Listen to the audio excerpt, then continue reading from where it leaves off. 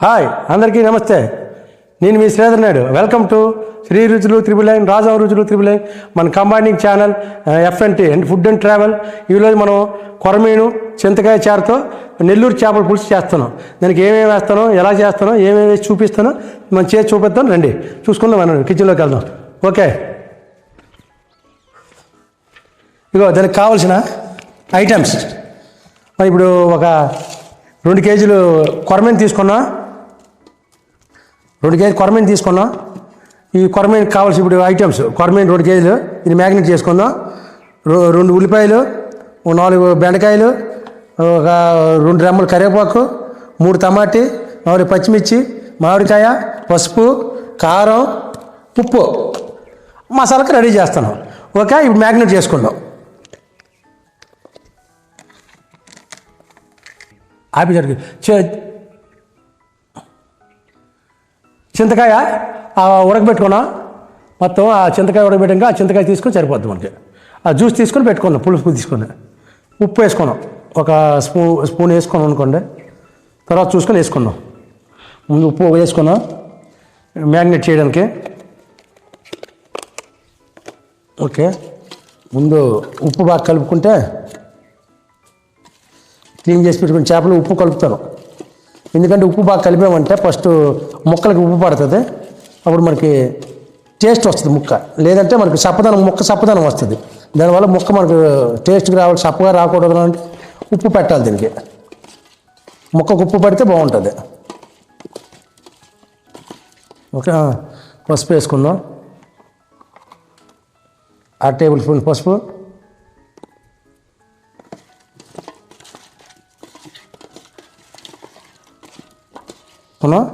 కారం 1 స్పూన్ వేసుకుందాం.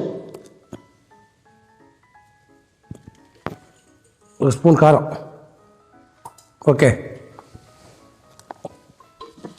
మ్యాగ్నెట్ చేసుకొని పక్కన ప్రతి ముక్క కారం అంటినట్టుగా చూసుకుందాం.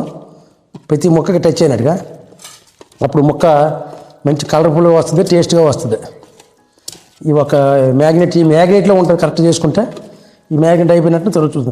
అంటే రకరకాలు చేస్తారు నెల్లూరు చేపల పులుసు, మొత్తం కలిపి ఒకసారి చేస్తారు పాతకాలం పద్ధతిలోనే. ఇదొక టైపు, అదొక టైపు.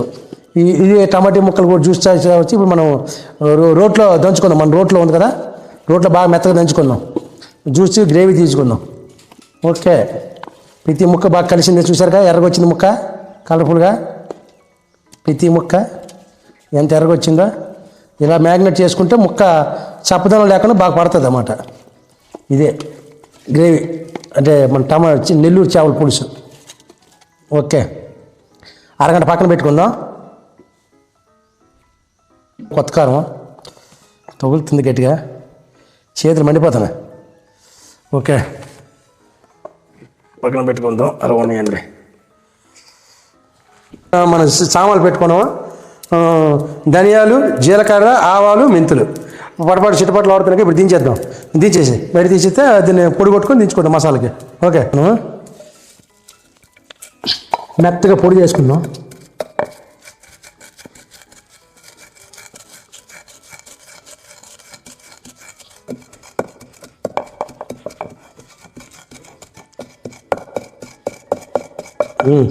చూసా స్మెల్ అని వస్తుంది. మంచి అరోమా వస్తుంది. ఈ అరోమా చూస్తే చేపల పులుసు గట్టిగా అవుతుంది. ఇదే చేపల పులుసు మసాలా. ఇంకేం మనం ఏమో కొత్తిమీర కానీ అల్లం వెల్లుల్లి పేస్ట్ కానీ ఇంకేం వేయము ఇందులోని. ఓన్లీ ఇంతే ఈ మసాలాకే. కావాలంటే 2 వెల్లుల్లిపాయలు వేసుకోవచ్చు. ఒక 10 వెల్లుల్లి రెబ్బలు వేసుకొని దంచుకోవచ్చు లాస్ట్లోనే.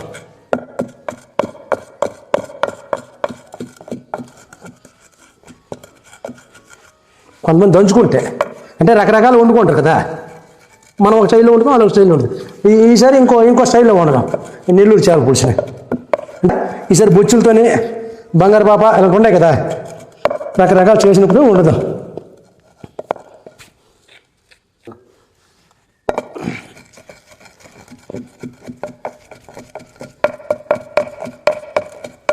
ఆడుతూ పాడుతూ తిరగేస్తుంటే తలపేమున్నది, మనకి అలిపేమున్నది. హాయిగా దంచుకుంటే మసాలా కోసం చేపల పులుసు కోసం దంచుకోవాలి దంచుకున్నాం. ఓకే మెత్తగా తెచ్చావా అయిపోయిందా ఇప్పుడు తీసుకుందాం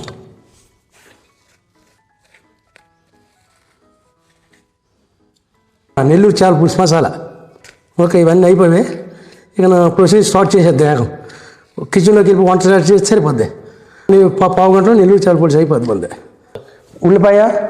ఉల్లిపాయ దంచేసుకుందాం మిక్సీ ఉండే లేకపోతే పర్లేదు అనుకో ఇలాగే ముక్కైనా వేసుకోవచ్చు ఇది వరకు రోట్లో తెస్తే ఒక టేస్ట్ వస్తుందని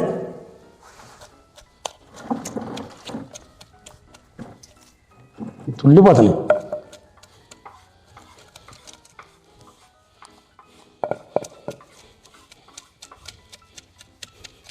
కచ్చబెచ్చగా దించుకుందాం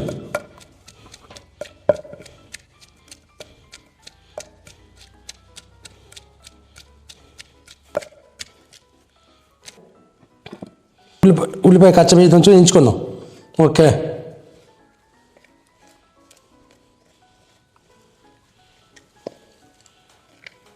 ఉల్లిపాయ కచ్చబెచ్చి దంచుకున్నాం టమాటీ సేమ్ అలా గ్రేవీ కొట్టుకుందాం మెత్త కొట్టుకుందాం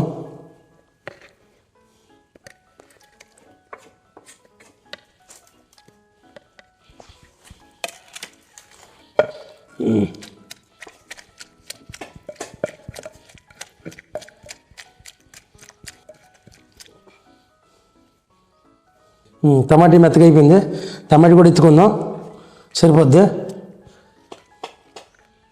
ఓకే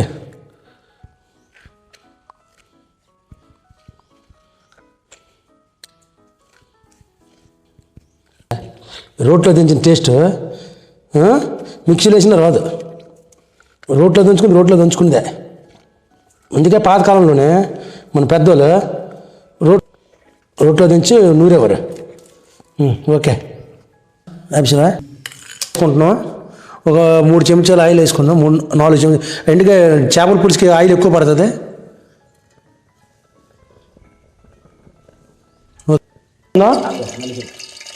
జీలకర్ర ఆవాలు మెంతులు ఒక 10 వేసి ఎక్కువ వేయకు కదా పోపుకి వేద్దాం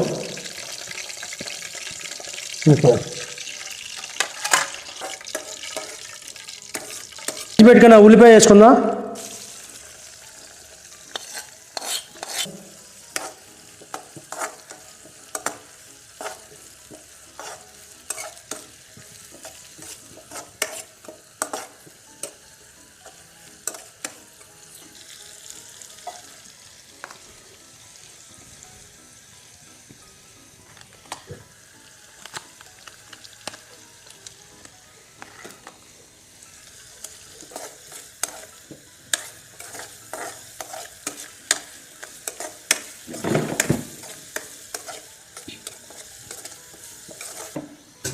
ఉల్లిపాయలు ఏమాత్రం మగ్గిగానే పచ్చిమిరపకాయలు వేసుకుందాం వేద్దాం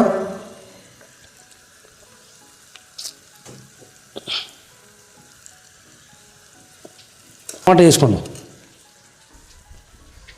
టమాటా వేసుకుందాం దంచుకున్న టమాటా ఫస్ట్ రోడ్లో పెట్టుకుని దంచుకుని టమాటా వేసుకుందాం ఓకే ఈ టమాటా మగ్గగానే రెడీ చేసుకుందాం ముందు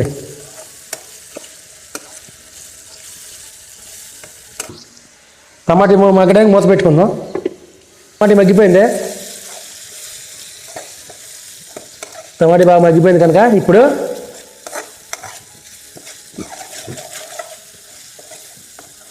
పోయింది ఫస్ట్ ఏగాలి తర్వాత పులుసులో ఉడకాలి ఈ టమాటే అప్పుడు దీని టేస్ట్ నీకు అర్థమైందా ఇవి ఓన్లీ ఈ నెల్లూరు చేపల పులుసుకి ఫస్ట్లో ఏగాలి ఆ తర్వాత ఉడకాలి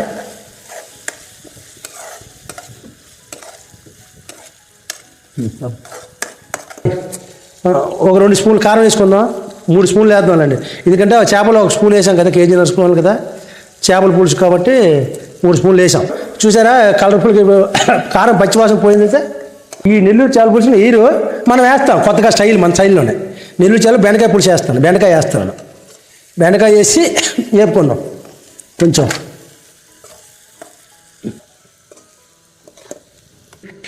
చింతకాయ పుల్ల మనం చేపలు చెరువుని పుల్ల కూడా వేస్తాం ఎందుకంటే పూకి ఎక్కడికి ఇప్పుడు మరి పులుపు ఎక్కువైపోయింది మూగుడితోనే మూగుడు చాలలేదు పులుపు ఎక్కువైపోయింది అందువల్ల మారుద్దాను కుండలోకి మారుద్దాం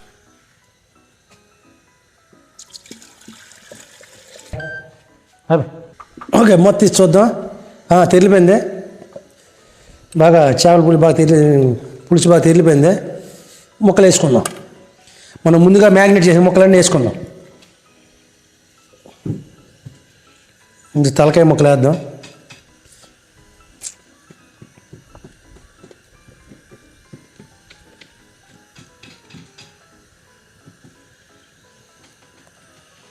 ఒక్కొక్క ముక్క విడ తీసుకుందాం. చక్కగా వేసుకుంటే ముక్కలు నీట్గా వస్తాయి.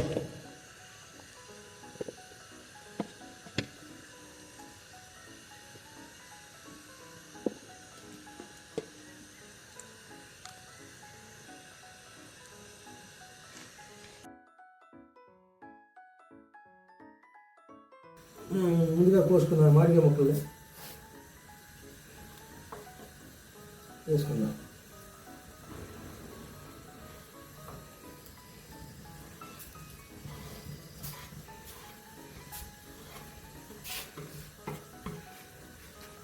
కరివేపాకు రెమ్మ,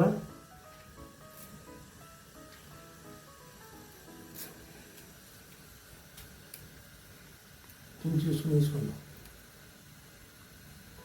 ఓకే, మూత పెట్టేద్దాం.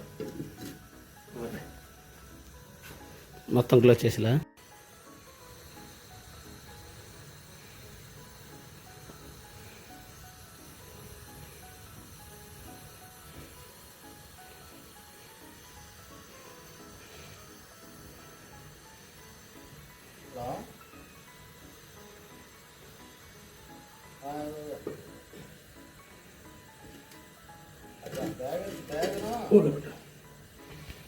మొత్తం తీసి చూద్దాం.